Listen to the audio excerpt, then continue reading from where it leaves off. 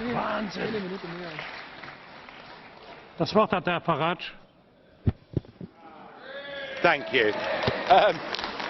Look, nobody in their right minds would not agree that it was a sensible thing to do to get France and Germany together round the table to break bread with each other, to have a trade deal with each other back in the 1950s, and to work as sovereign democratic nations together for peace. All of that was absolutely right and high-minded. Sadly, the whole thing has become corrupted.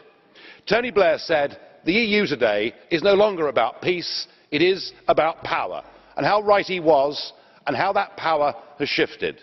When Kohl and Mitterrand came here representing their countries 25 years ago, it was a partnership of equals, but no longer. France is now severely diminished, trapped inside a currency, frankly, from which she can't recover, and the French voice in this relationship and in Europe is little more now, frankly, than a pipsqueak.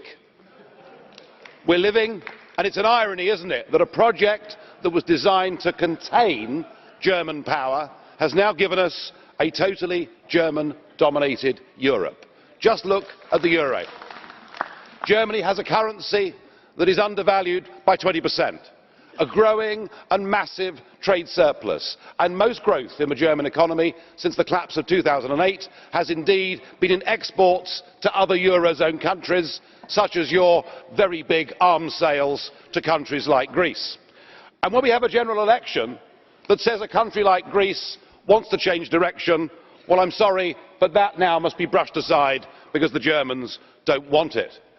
And what must count as perhaps the worst piece of public policy seen in modern Europe for half a century, when you compounded the already failing and flawed EU common asylum policy by saying to the whole world, please come to Europe, and we saw, frankly, virtually a stampede.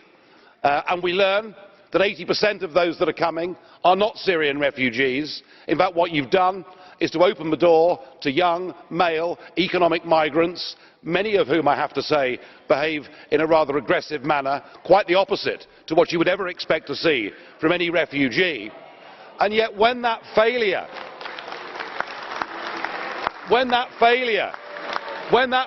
is met by objections from countries like Hungary, their opinions are crushed. This isn't a Europe of peace, it's a Europe of division, it's a Europe of disharmony, it's a Europe that is a recipe for resentment. And yet, faced with all this failure, both of you said the same thing today. You said Europe isn't working, so we must have more Europe. More of the same failing. Well, there is, I think, a bright star on the horizon. It's called the British referendum. And given that none of you want to concede Britain the ability to take back control of our own borders, a Brexit now looks more likely than at any point in modern time. And I hope and pray that Britain voting to leave the European Union will be the beginning of the end of a project, however noble its original intentions, has gone rotten.